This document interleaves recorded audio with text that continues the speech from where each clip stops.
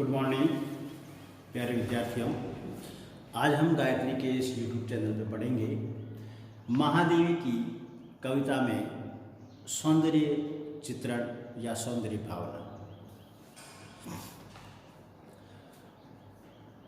महादेवी की कविता में सौंदर्य के विविध रूपों का मनोहर चित्रण मिलता है। सौंदर्य भावना छायावाद की एक प्रमुख प्रवृत्ति थी। महादेवी ने न केवल इसे अंगीकार किया अपितु अपने काव्य में इसे महत्वपूर्ण और आकर्षक रूपाकार देकर समाहित भी किया है। उन्होंने सौंदर्य के सूक्ष्म रूप को प्रतिष्ठित किया और चित्रित किया है। उनकी सौंदर्य दृष्टि प्रकृति और मानव दोनों को ही अपनी ओर आकृष्ट करती हैं। महादेवी वर्मा सौंदर्य की एक अद्भुत चितेरी कवित्री हैं। उन्होंने अखिल ब्रह्मांड में सौंदर्य के दर्शन किए और इस अनुभूति से गुजरते हुए उन्होंने इसके विविध रूपों का चित्रांकन अपनी लेखनी से किया है। उनका काव्य माने तो एक सौंदर्य की खान है और उनके गीतों में सौंदर्य के विविध रूपों की छवियां बिखरी पड़ी मिलती हैं। यहाँ उनकी सौंदर्य अनुभूति की व्यापकता को समेटना संभव नहीं है। फिर भी हम महादेवी वर्मा के काव्य में प्राप्त उस विराट सत्ता यानी प्रकृति और नारी के सौंदर्य की विवेचना करेंगे। महादेवी ने सर्वत्र एक विराट सत्ता के दर्शन किए। इसी अरूप पुरुष का दिव्य सौंदर्य उन्हें अपनी ओर आकृष्ट करता है और वे उसी के सौंदर्य से प्रभावित होकर उसका गुणगान करती है। यह सौंदर्य उन्हें प्रकृति के प्रत्येक वातावरण प्रत्येक उपादान में दिखाई देता है। इसलिए प्रकृति की सुषमा का वर्णन उनके संदर्भ में एक परम प्रिय के सौंदर्य का वर्णन है। इसलिए उनकी सौंदर्य अनुभूति में रहस्यात्मकता की उपस्थिति हमें दिखाई देने लगती है।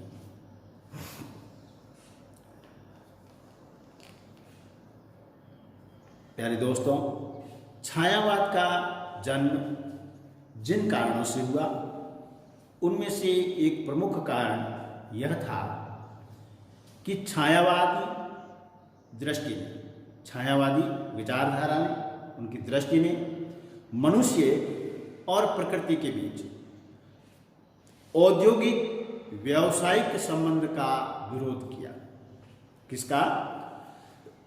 औद्योगिक व्यावसायिक संबंध का विरोध किया।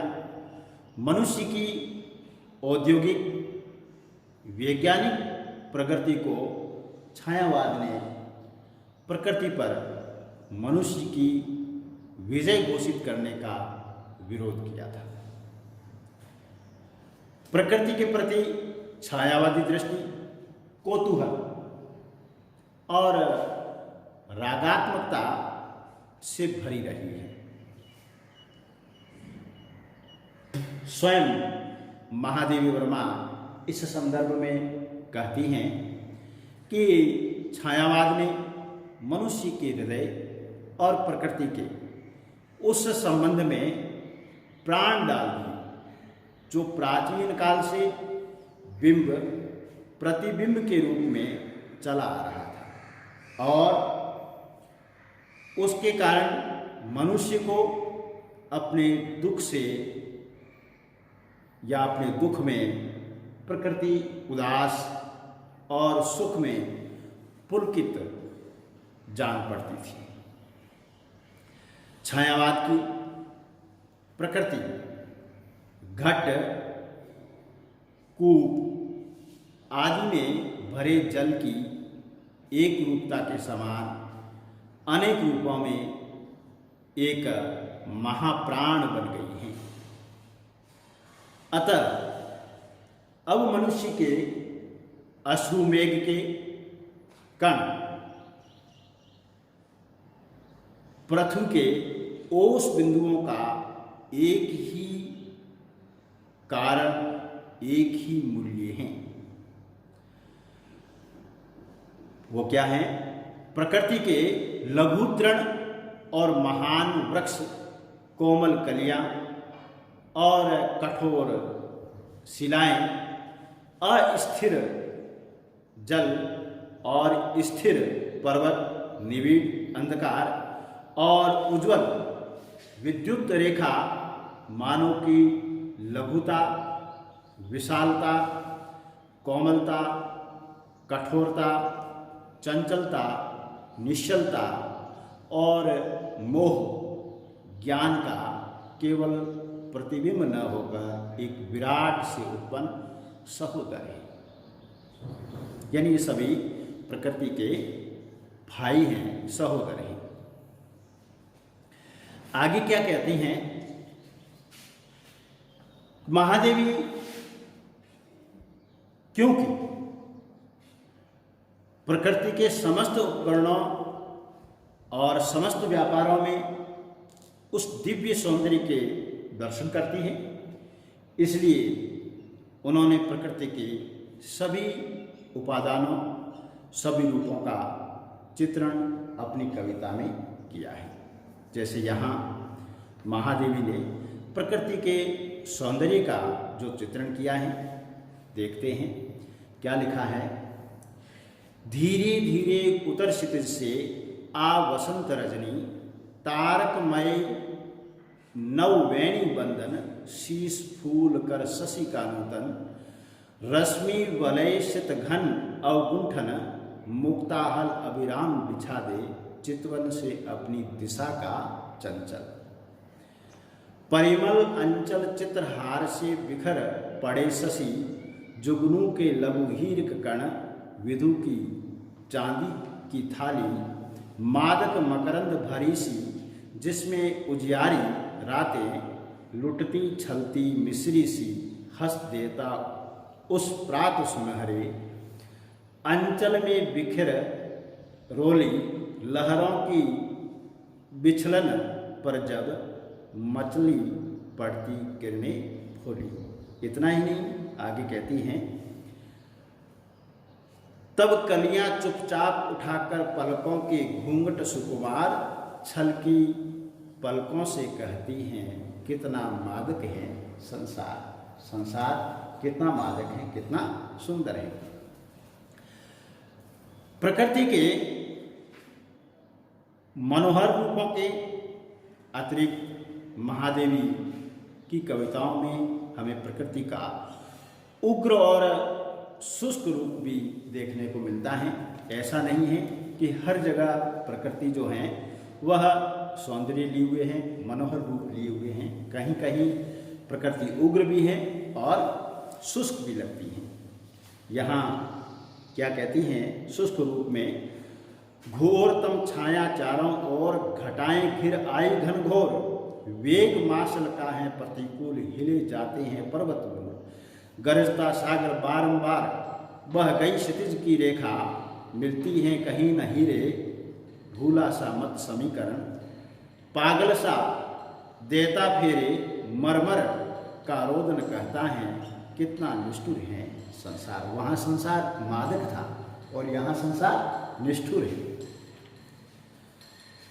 महादेवी प्रकृति के प्रत्येक उपकरण, प्रत्येक रूप में उस दिव्य पुरुष के सौंदर्य की प्रदर्शन करती हैं। इसलिए प्रकृति का कोई भी रूप उन्हें विचलित नहीं करता। महादेवी ने अपने व्यक्तिगत प्रणय अनुभूति और वेदना अनुभूति की अभिव्यक्ति के लिए भी प्रकृति का ही सहारा लिया, जो कुछ यह सीधे सीधे अप्रत्यक्ष रूपों में नहीं कह सकती थी। प्रकृति का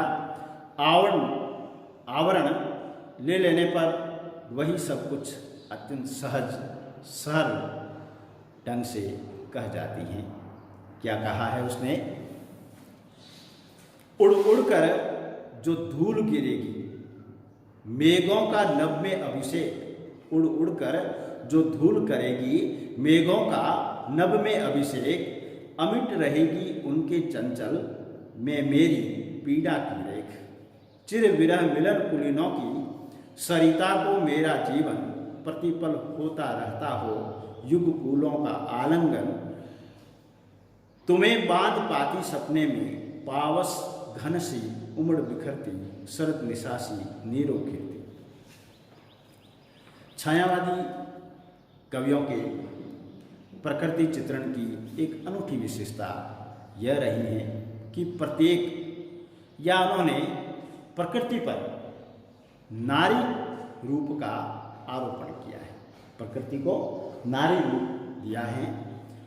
वह चाहे प्रसाद हो, सुमित्रानंद पंत हो या फिर निराला, सभी प्रकृति की सुंदरता में किसी स्त्री स्वरूप की कल्पना करते हैं। निराला ने स्वीकार भी किया है कि कोमलता लाने के लिए स्त्री स्वरूप की कल्पना से बढ़कर और कौन सी कल्पना होगी। महादेवी भी इसी का अपवाद नहीं है, बल्कि छायावाद युग में स्त्री की नव प्राप्त छवि स्वतंत्रता से प्रेरित होकर स्वयं स्त्री होने के नाते महादेवी ने नारी मुक्ति की चेतना को कहीं अधिक सुंदर ढंग से व्यक्त किया है। महादेवी ने जो रूपक बांधे हैं उनमें अधिकतर प्रकृति पर नारी रूप का आरोपण ही मिलता है। क्या कहा है महादेवी ने प्रकृति को नारी रूप में, रूप सी तेरा घन केश पास, कंपित हैं तेरे सजल अंग, सिहरा सा तन है सत्य शांत, भीगी अलकों के शोरों से चूती बूंदे कर विविध लाश, शोरब भीना झीना गीला लिपटा मृदु अंजन सा दुकुल, चल अंचल से झरझर झरते पथ में जुगनू के स्वर।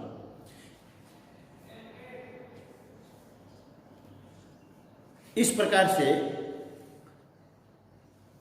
छायावादी सोच में नारी एक नए रूप में अवतरित हो रही थी।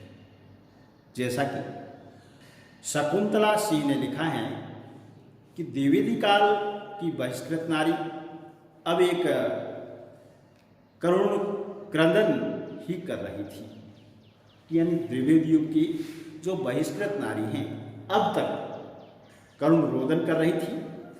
छायावाद के लिए वह तीव्र आकर्षण का कैंट बन गई। छायावादी कवियों ने उस रूठी हुई देवी को मनाया तो जरूर, पर वे उसे अपने जीवन मंदिर में प्रतिष्ठा कर सकें, वे उसे कल्पना के पंखों पर उड़ाकर लाए और यौन कुंजों में भी उसके साथ विहार करने लगे।